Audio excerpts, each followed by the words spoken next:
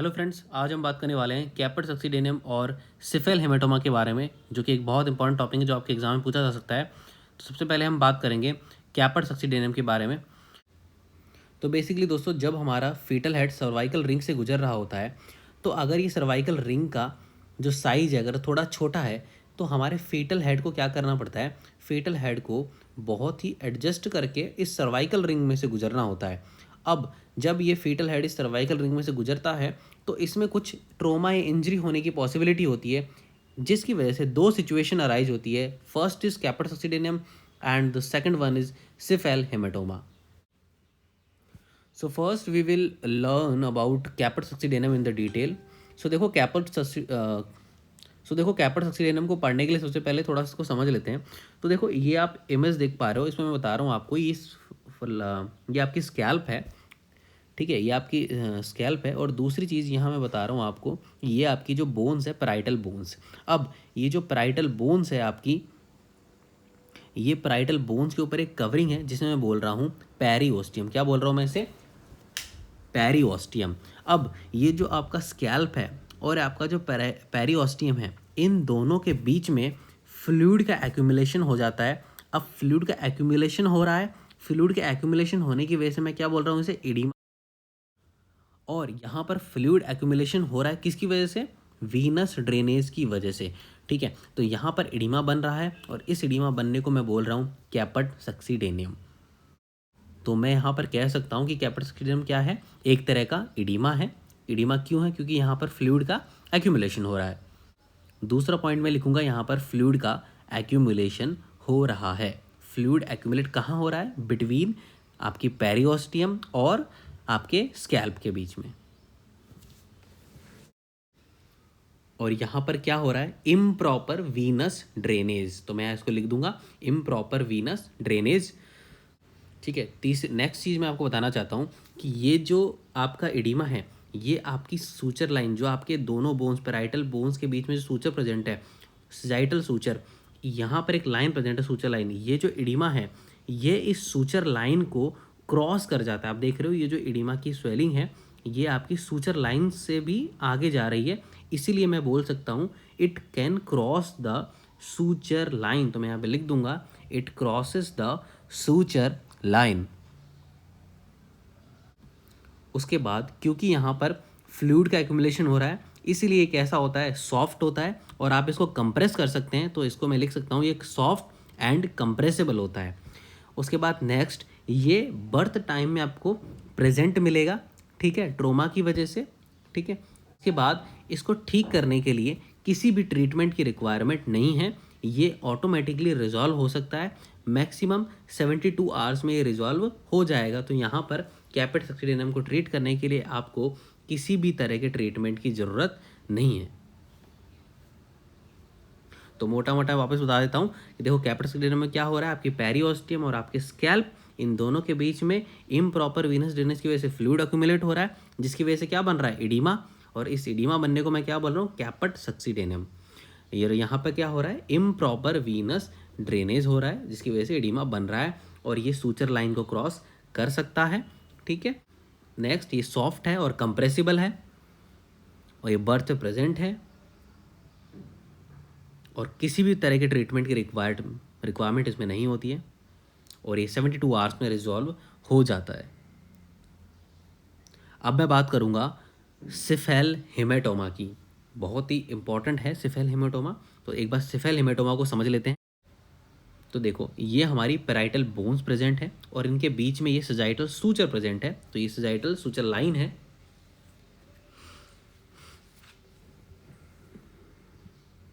और यहाँ पर हमारा स्कैल्प प्रेजेंट है, जो आउटर कवरिंग है। अब ये जो बोन्स है, इसकी जो कवरिंग, इसको मैंने क्या बताया था? इसको बोलते हैं हम पेरिओस्टियम। ठीक है, बोन्स की कवरिंग क्या बोलते हैं हम? पेरिओस्टियम। और ये जो हमारी बोन्स है, बोन्स और पेरिओस्टियम के बीच में कुछ वेन्स पाई जाती हैं, कुछ ब्लड सप्लाई पाई जाती हैं। In blood supply, in veins को हम बोलते हैं एमिसरी वेन्स। कौन सी वेन? इन्हें हम बोलते हैं एमिसरी वेन्स।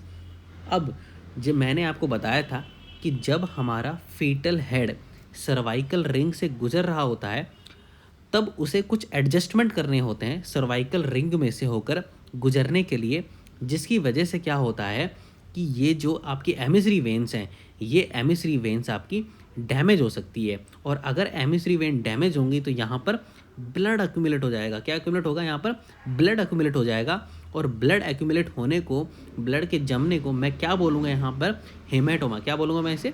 हेमेटोमा।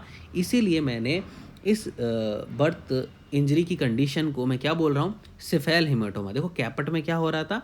इडिमा हो रहा था, वहाँ फ्लूइड एक्यूमुलेट हो रहा था, लेकिन यहाँ क्या हो रहा है?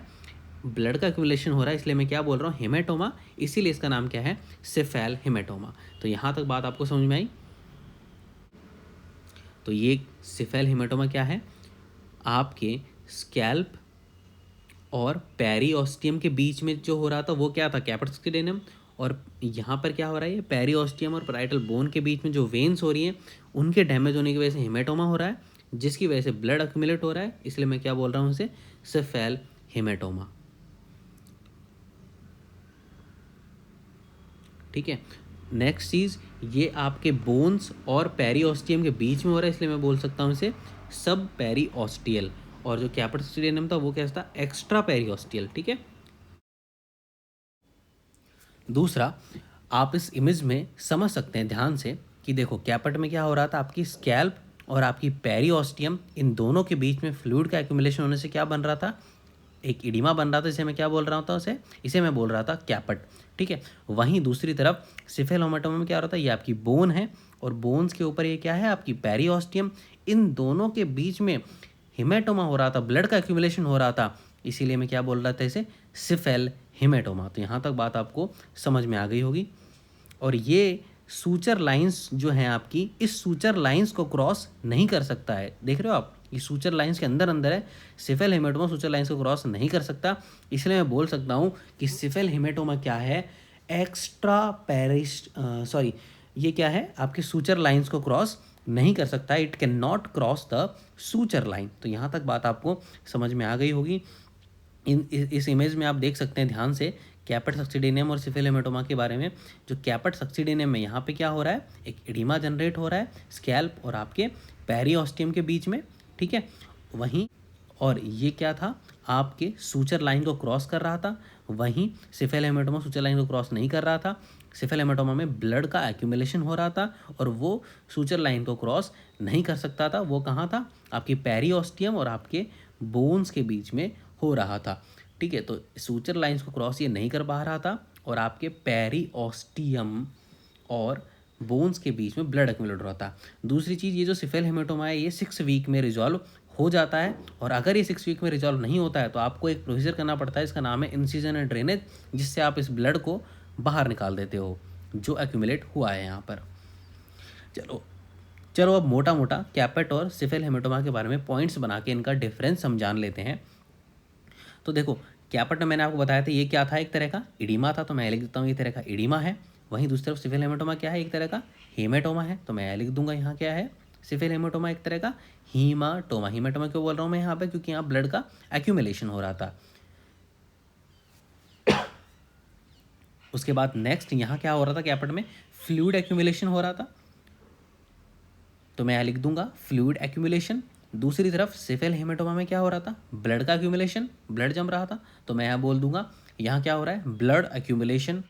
उसके बाद मैंने बताया था आपको कैपेट सक्सीडेनम में फ्लूइड कहाँ एक्यूमुलेट हो रहा है? आपकी स्कैल्प और आपकी पेरिओस्टियम के बीच में, तो मैं कह दूंगा, लिख दूंगा यहाँ पर बिटवीन स्कैल्प एंड पेरिओस्टियम। वहीं सिफेल हेमेटोमा में आपके पेरिओस्टियम और पैराइटल बोन्स के बीच में ब्लड एक्यूमुलेट हो रहा था, तो मैं लिख दूँ यहाँ पे between periosteum and parietal bone. अब ये पेरिओस्टियम के बाहर हो रहा है, सॉरी सिफेल हेमेटोमा पेरिओस्टियम और पैराइटल बोन के बीच में यानी पेरिओस्टियम के अंदर हो रहा है, तो मैं इसे लिख दूंगा सब पेरिओस्टियल। क्या लिख दूंगा मैं इसे? सब पेरिओस्टियल। सब पेरिओस्टियल क्यों बोल रहा हूँ आपको समझ में आया? क्योंकि पेरिओस्टियम से नीचे हो रहा है ये। ठीक है। वहीं दूसरी तरफ कैपेट में क्या होता है? यहाँ पर स्कैल्प एंड पेरिओस्टियम के बीच में होता है, यानी पेरिओस्टियम के बाहर होता है, पेरिओस्टियम के ऊपर हो रहा है, तो मैं इसे बोल दूंगा एक्स्ट्रा पेरिओस्टियल। क्या बोल दूंगा मैं इसे? एक्स्ट्रा पेरिओस्टियल। तो कैपेट कैसा है? एक्स्ट्रा पेरिओस्टियल। और सिफेल हेमेटोमा क्या है? सब पेरिओस्टियल। ठीक है। अब कैपेट में मैंने आपको बताया था यहाँ पर क्या हो रहा था? इम्प्रॉपर वीनस ड्रेनेज की वजह से इडिमा बन रहा था, तो मैं लिख दूंगा। Due to improper venous drainage. वहीं दूसरी तरफ सिफिल हेमाटोमा में क्या हो रहा था, रप्चर हो रहा था एमिसरी वेंस का, तो मैं लिख दूंगा due to rupture of emissary veins. तो एमिसरी वेंस कहाँ प्रेजेंट थी, आपकी पेरिओस्टियम और पैराइटल बोन के बीच में, ठीक है। उसके बाद नेक्स्ट मैंने आपको बताया कि कैपेट में क्या हो रहा था, फ्लूइड एक्यूमुलेट हो रहा था, इसलिए कैसा है, ये सॉफ्ट है और कंप्रेसिबल है। वहीं दूसरी तरफ सिफिल हेमाटोमा में ब्लड एक्यूमुलेट हो रहा था, इसकी वजह से ये कैसा है, हार्ड होगा और कंप्रेस आप इसको नहीं कर सकते, तो हार्ड एंड नॉन कंप्रेसिबल होगा।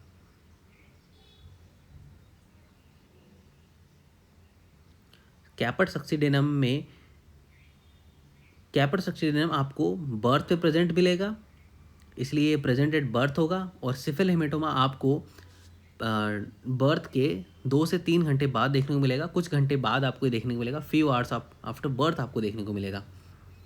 कैपेट सक्सीडेनम में आपको किसी भी तरह के ट्रीटमेंट की रिक्वायरमेंट नहीं है और ये ऑटोमेटिकली 72 आवर्स में रिजॉल्व हो जाएगा।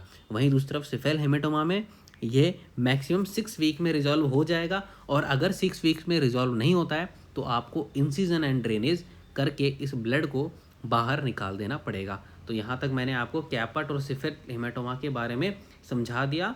ये बर्थ इंजरीज क्यों हो रही थी, फीटल हेड के सर्वाइकल रिंग से गुजरने की वजह से फीटल हेड को एडजस्ट करना पड़ रहा था, जिसकी वजह से ये इंजरी, ठीक है। कैपेट किसकी वजह से हो रहा था, कैपेट में क्या हो रहा था, स्कैल्प और आपके पेरियोस्टम के बीच में एक एडिमा बन रहा था, फ्लूइड एक्यूमुलेट हो रहा था, ठीक है, और दूसरा एक सूचर लाइन को क्रॉस कर रहा था, ठीक है, इसलिए ये it can cross the suture line, मैं कह सकता हूँ ऐसा, ठीक है।